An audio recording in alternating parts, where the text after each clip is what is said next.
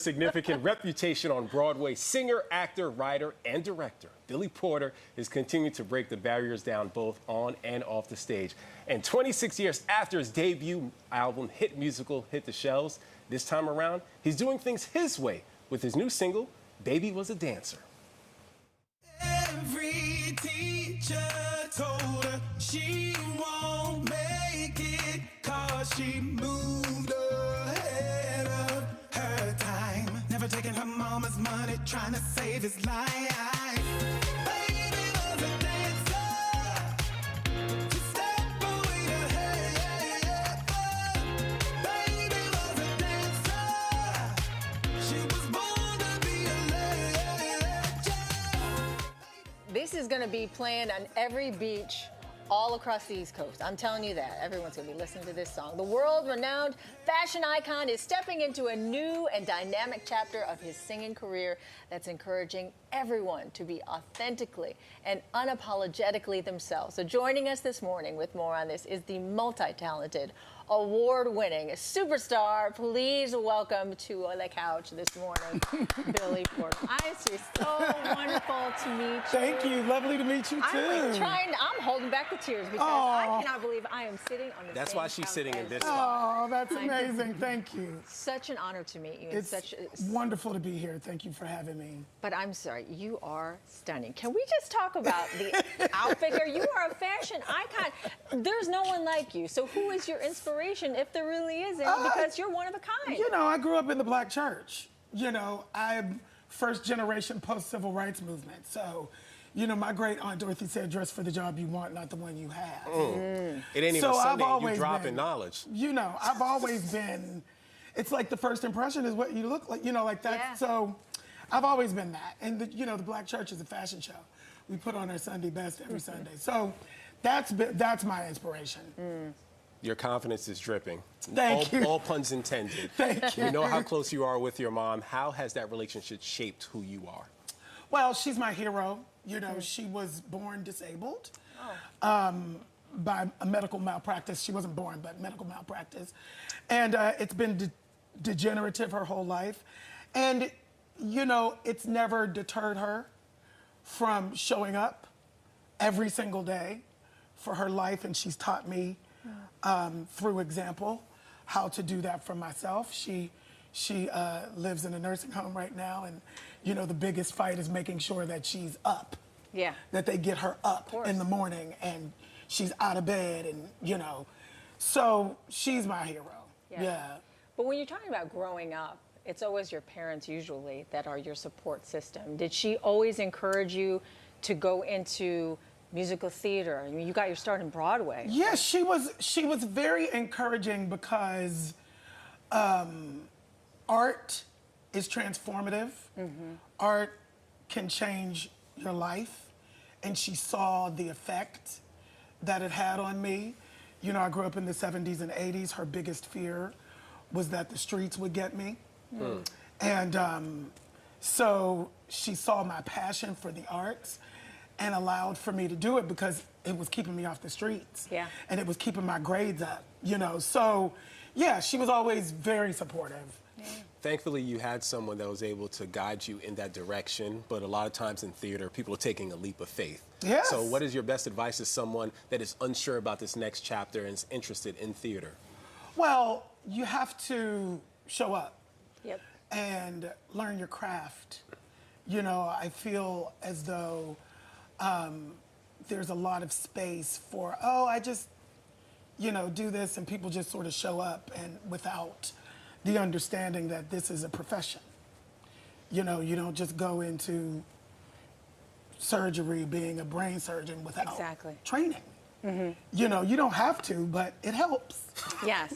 It really does help for sustainability and for longevity. So I would say that's the first thing that you should find. But not everybody has the means, and that's what I love about you, because we have a mutual friend in Rima Webb, who is a Broadway great, and she holds a summer camp on Broadway Performing Arts Theater program. And you surprised all the kids on the show, or during camp, during the pandemic, on a Zoom call, to inspire them. You still give back. Of course. And haven't forgotten, and try to lift everybody up. Of course, I'm one of the the beneficiaries of a government that actually cared about its people. You know, I was around in the early 80s, like before all the programs got cut. Yeah. Everything I was involved with, every class I took was free. Every music class I had was free. Every dance class I had was free. I went to the Creative Performing Arts High School. Like, the government was pouring into us, right? So now it's those of us who have benefited from it and those who haven't or whatever to pour back in. You know, we have to show up for the kids now. We have to show up for the generations now that don't have, you know, those after-school programs or those free music spaces. Yeah. We're going to get into some of the new music in a second, but I have to ask you a personal question. Yes. All right? So I'm getting married in November. Okay. There's apparently a rule that I'm learning from my fiance that men should not wear white on that big day. Why? No, this is what she's sharing with me, that a lot of times it should be the woman only wearing white. So what is your rule of thumb? I don't really have a rule of thumb, but that sounds silly to me. Okay. You should wear any color you want. It's not, who makes these rules? You know, everything is Where arbitrary. do these rules come from? Exactly. On the internet. And You, know, get the to internet, make your own rules. I love that. That's what I say. Let's talk about your new music. Yes. I mean, this new song, like we were saying, everyone got a chance to hear it. Talk about the new album. Yeah, so the new album is called Black Mona Lisa. The tour is called the Black Mona Lisa Tour Volume 1. And all of the music comes directly from me for the first time in my life. I've written all of it but one, all the songs but one. And, you know, my first time in the music industry was 1997. My first album, R&B album, came out on A&M Records. The business was very homophobic at the time. It didn't work out so well for me. Now I get to come back, have a second chance, and it's all on my own terms. And I just feel really blessed. You know, the show, the album is a celebration of life, love, hope, joy, peace. And this concert, with this concert tour, my hope is that I can give the world a big bear hug. You know, we've been all in a collective trauma that we're still in the middle of. None of us are okay. And that is okay. And together we can get okay. You know, my goal is to minister and heal, because music has the power to do that. It's a universal language and it has the power to do that. And that is my goal with this music and with this tour. That is my pure intention, and I'm really excited. Because we're in a different space, how therapeutic has this process been for you to actually fully be yourself and through this music? Well, I mean, that's the answer. You know, I can be myself. You know, I chose myself. I chose my authenticity.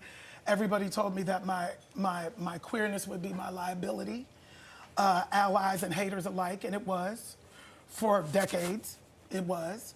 But I held fast to my own truth, and it has worked out.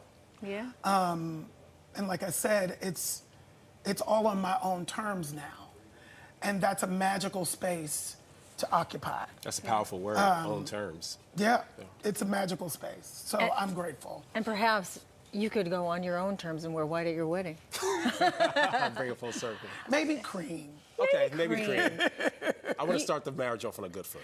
Yes. Good idea, good do idea. what your wife wants you, your fiance wants you to do. You are so incredibly multi-talented. You can do everything, but you also do voiceovers. I have, yeah. So you're now what? You're a voice on... I'm a voice on Fairfax. I'm a voice on The Proud Family. I did a guest star on Central Park. I did a couple of others too. Big Mouth. Yeah, Proud Family. So I like it. So what's next then for you? Just call me Well, right you now. do? I mean, I'm doing the music thing right now. I have a production company working on telling stories of Black and brown queer joy, Black excellence. You know, I have my hands in a lot of stuff. You know, I'm trying to rule the world. You're one Why letter. not? You're one letter away from EGOT. Yes, correct? I am. We're gonna get that letter. I'm gonna get it. You know, In time. In time. You know, I'm focused on the work. I'm trying to get the right work and really be intentional about what I'm putting out. And I'm sure that will happen when it's supposed to. Yeah. Well, you are a beautiful human being and Thank so you. inspirational. Thank you again for being with us. Thank you for having me. Appreciate your time.